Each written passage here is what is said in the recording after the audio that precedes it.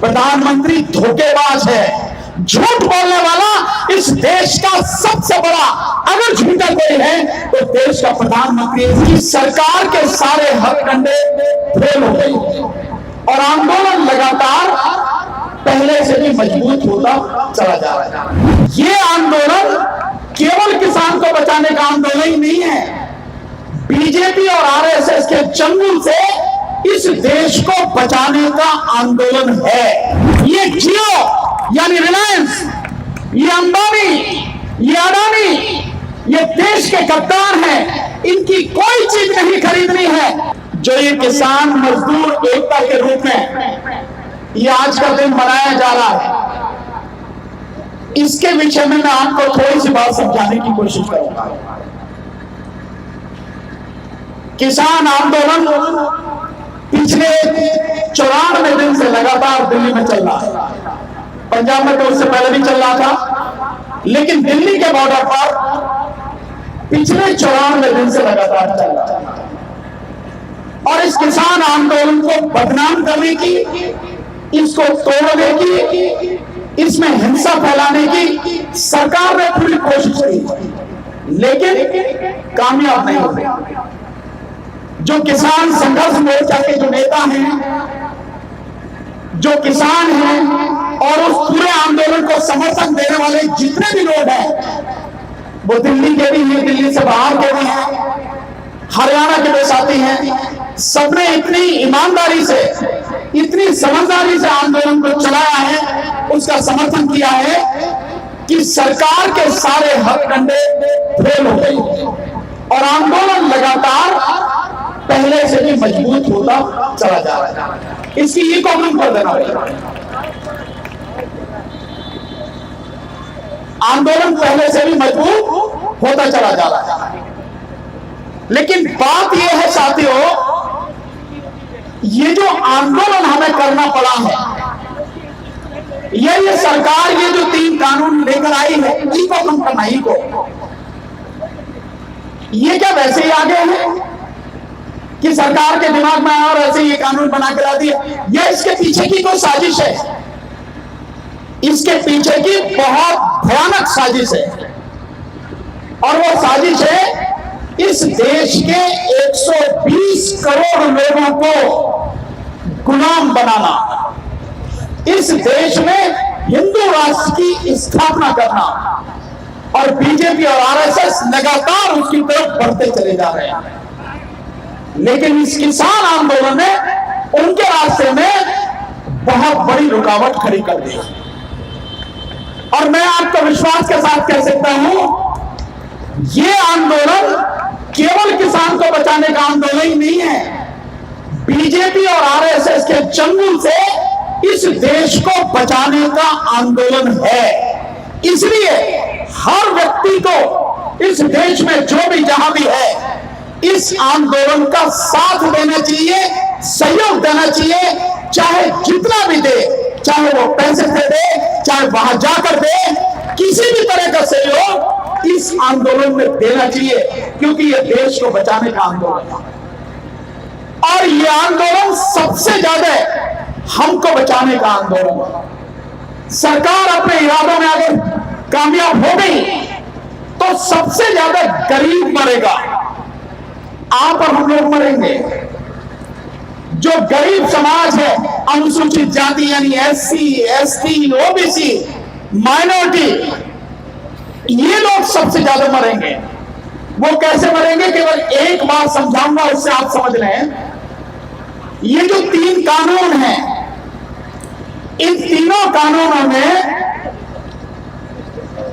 एक एग्रीमेंट वाला जो कानून है, कॉन्ट्रैक्ट फार्मिंग, उस कानून की धारा 3 में जो किसान और मजदूर के साथ में एग्रीमेंट होगा, उस एग्रीमेंट में क्या क्या लिखा जाएगा, इसको थोड़ा सा आप समझें। उस एग्रीमेंट में लिखा जाएगा कि किसान को अपनी जमीन पर कौन सी फसल उगानी है,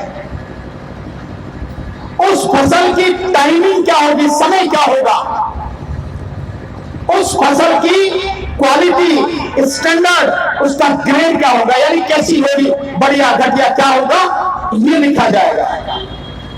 और उस फसल को उगाने के लिए व्यापारी उस किसान को खाद, बीज, मशीन, कीटनाशक और तकनीक, ये सारी वो व्यापारी ही देगा, फ्री में नहीं देगा, हर चीज की कीमत लेगा। साथ में उस फसल की कीमत क्या होगी वो भी उसी में लिखा जाएगा। अब थोड़ा सा आप समझे, यही मैं आपको समझाऊंगा। जब पूरे देश में ये कानून लागू हो जाएगा तो किसानों की जितनी जमीन है उस जमीन पर जो भी पैदा होगा उसका एग्रीमेंट यानी उसका समझौता व्यापारी से हो जाएगा। तो पूरे देश में जमीन पर होने वाला जो अनाज है वो कहां जाएगा? व्यापारी के गोदाम में जाएगा कि नहीं जाएगा? जब सारा अनाज जो देश की धरती पर पैदा हुआ वो व्यापारी के गोदाम में चला जाएगा तो देश की जो सरकार है वो देश के 82 करोड़ गरीबों को राशन की दुकानों से जो अनाज देती है वो अनाज कहां से लाएगी? जब सारा अनाज व्यापारी के खेतों में पहुंच गया गोदाम में, वो अनाज कहां से खरीद कर लाएगी सरकार? इसका मतलब यह है कि गरीबों को अनाज देने के लिए जो राशन की दुकानों में उसे मिलता है कम कीमत पर, सरकार के पास कोई अनाज नहीं होगा। और सरकार की जिम्मेदारी है 2013 में, यानी अब से 8 साल पहले देश की संसद ने एक कानून बनाया था कि इस देश के जो 82 करोड़ गरीब हैं उनको राशन की दुकानों से 3 रुपए किलो चावल, 2 रुपए किलो गेहूं और 1 रुपए किलो मोटा अनाज दिया जाएगा, क्योंकि वो गरीब हैं। हमारे देश की स्थिति ऐसी है, हमारे देश में भुखमरी से 3 लाख लोगों की हर साल मौत हो जाती है। किसान, लगभग 12,000 किसान हमारे देश में, जो उन पर कर्जा है, जो उनकी बुरी स्थिति है, उसकी वजह से आत्महत्या कर लेते हैं। तो ये जो 82 करोड़ गरीब हैं, मजदूर हैं, सरकार के पास इन्हें देने के लिए कुछ नहीं होगा। सरकार का जो नीति आयोग है, सरकार के जो योजना बनाने वाले हैं, उनका कहना पता क्या है आपके लिए? इनको थोड़े बहुत पैसे दे देना, जैसे हम भिखारी हैं। अबे ये तुम्हारा नहीं, हमारा देश है, हम इस देश के मूल निवासी हैं और तुम्हारे बाप का नहीं है। हमारे विषय में सोच समझ के फैसला लेना। तो ये जो 82 करोड़ लोग हैं इनको खत्म करना चाहते हैं। राशन की दुकानों पर आपको अनाज ना मिले, ये योजना है इस 3 कानूनों के अंतर्गत। लेकिन कहा जा रहा है केवल किसानों के लिए, और किसानों का भी नाम लिया जा रहा है। ये कानून बने हैं इस देश के बड़े बड़े व्यापारियों के लिए, केवल उनके लिए। सारे रास्ते जो व्यापारियों के बंद थे, किसान की जमीन को हड़पने के, किसान के अनाज को लेने के और इस देश में महंगाई बढ़ाने के, वो सारे रास्ते सरकार ने व्यापारियों के लिए खोल दिए और गरीबों के लिए बंद कर दिए। इसलिए इसका सबसे बुरा असर गरीबों पर पड़ेगा। इसलिए यह मत सोचना कि यह कानून केवल और केवल किसानों के लिए है। नहीं, हम सबके लिए है। हम सबको खत्म करने का कानून। और क्यों खत्म करना चाहते हैं? सरकार का जो नीति आयोग है 2017 में, उसने ये बताया, सरकार को ये सलाह दी कि जो आप एमएसपी देते हो, एमएसपी जानते हो? एमएसपी जानते हो? कितने लोग हैं जो यहाँ पर खेती करते हैं या जिनके घरों में खेती होती रही है? हाथ उठाओ, कितने लोग हैं जिनके घरों में खेती होती रही? अच्छा, सबके घर में खेती होती है? बहुत बढ़िया। तो तो थोड़ी थोड़ी खेती होगी, किसी पे 10 बीघे, किसी पे 5 बीघे, किसी पे 15 बीघे, किसी पे 2 बीघे, इससे ज्यादा तो खेती नहीं होगी। इतनी ही खेती है ना। तो ये जो एमएसपी है, यानी न्यूनतम समर्थन मूल्य, जैसे आज की तारीख में गेहूं का न्यूनतम समर्थन मूल्य है 1975 रुपए। ईमानदारी से अगर आज की तारीख में गेहूं का समर्थन मूल्य होना चाहिए, जिस कानून, जिस नीति के तहत यह समर्थन मूल्य तय होता है, जो होना चाहिए, इस सरकार ने भी अपने एजेंडे में माना। गेहूं का समर्थन मूल्य 3100 रुपए क्विंटल आज की तारीख में होना चाहिए, लेकिन नहीं है। जो चावल 1868 रुपए या 1880 रुपए समर्थन मूल्य है, उसका समर्थन मूल्य 3000 रुपए प्रति क्विंटल होना चाहिए, लेकिन 3000 तो बहुत दूर की बात है। जो 1868 रुपए है ना क्विंटल, वो भी किसान को नहीं मिलता। धान का मूल्य कितना मिलता है? 1000 रुपए, 1100 रुपए क्विंटल। सरकार को ये मूल्य दिलवाना चाहिए था। तो जो सरकार के सलाहकार हैं, उन्होंने कहा इस एमएसपी को बंद करो, इस एमएसपी से बाहर निकलो। लेकिन अगर सरकार सीधे सीधे एमएसपी बंद कर देगी तो बहुत जबरदस्त विरोध उसका होगा। इसलिए एमएसपी बंद नहीं की, एमएसपी चालू रखी, लेकिन इस कानून के माध्यम से ऐसी व्यवस्था कर दी, इस देश में एक भी किसान को एमएसपी मिलेगी नहीं। इसको ऐसे और समझो जैसे सरकार ने प्रधानमंत्री जियो लेके आए। जियो का फोन अभी भी किसी के पास? अच्छा ये बताओ कितने लोगों के पास जियो का फोन है? यहां पर हाथ उठा के बताओ जरा, बताओ ईमानदारी से बताओ कितने लोगों के पास जियो का फोन है? हाथ उठा के। अगर तुमने शाम तक ये जियो का सिम निकाल के तोड़ कर नहीं फेंका तो तुम भी इस देश के और इस आंदोलन के गद्दार कहे जाओगे।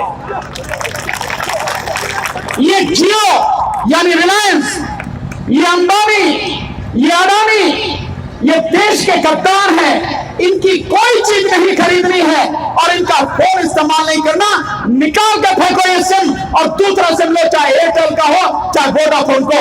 जो देश को तबाह करना चाहता है, गरीब को तबाह करना चाहता है, हमारी जेब का एक भी पैसा हम उसकी जेब में नहीं डालेंगे। इसका प्रणव बताओ सबको, बहिष्कार करना इनका। ये सारी की सारी जो चीजें, सारे षड्यंत्र चल रहे हैं। तो जियो जब प्रधानमंत्री ने लॉन्च किया, उसने एयरसेल को, टाटा डोकोमो को हटाया नहीं था, किसी को बंद किया। जिस समय जियो लॉन्च हुआ, इस देश में लगभग 12 मोबाइल की कंपनियां थी, लगभग 12-13। आज कितनी है? 3। वोडाफोन और आइडिया एक हो गए। तो एक तो वो है और एक एयरटेल और तीसरा जियो। बीएसएनएल भी जो सरकारी है, जो सबसे बढ़िया था, सबसे बड़ा था, वो भी बंद हो गया। तो बंद नहीं किया उन्हें, लेकिन जिस तरह से जियो को लाए और जियो में फ्री में जो दिया, उससे फ्री लालच जो दिया, उसके माध्यम से सब कुछ खत्म हो गया। ठीक इसी तरह से इस कानून के तहत एमएसपी को बंद नहीं किया। प्रधानमंत्री कहते ना एमएसपी थी, एमएसपी है और एमएसपी रहेगी। मंडियां थी, मंडियां हैं, मंडियां रहेगी, लेकिन कुछ भी नहीं बचेगा। ये कानून लागू हो जाएगा। प्रधानमंत्री धोखेबाज है, झूठ बोलने वाला इस देश का सबसे बड़ा, अगर झूठा कोई है तो देश का प्रधानमंत्री है। इसके उसकी बात पर विश्वास मत करना। इस बात को समझ लेना है आपको। जो एमएसपी आपको बताई ना, एमएसपी कैसे खत्म कर रही है, ये कैसे खत्म हो जाएगी? एक तो उदाहरण मैंने दिया जियो फोन का, क्या कैसे खत्म हो गए, जियो के आते ही बाकी सारे। अब दूसरा तरीका, एमएसपी यानी न्यूनतम समर्थन मूल्य। जब किसान का और व्यापारी का समझौता होगा, उस समझौते में फसल की कीमत भी लिखी जाएगी। लिखी जाएगी तो जब समझौते में ही कीमत लिख गई तो सरकार की एमएसपी का क्या मतलब रहेगा? किसी को मिलेगी? किसी को नहीं मिलेगी। सरकार बहुत छोटे शब्दों में कह देगी, भैया तुमने तो फसल बोने से पहले ही अपनी फसल की कीमत व्यापारी के साथ में मिलकर तय कर ली थी, मैं क्या करूं, मैं एमएसपी कैसे दूं तुम्हें। इसलिए एमएसपी इस तरह से खत्म हो जाएगी।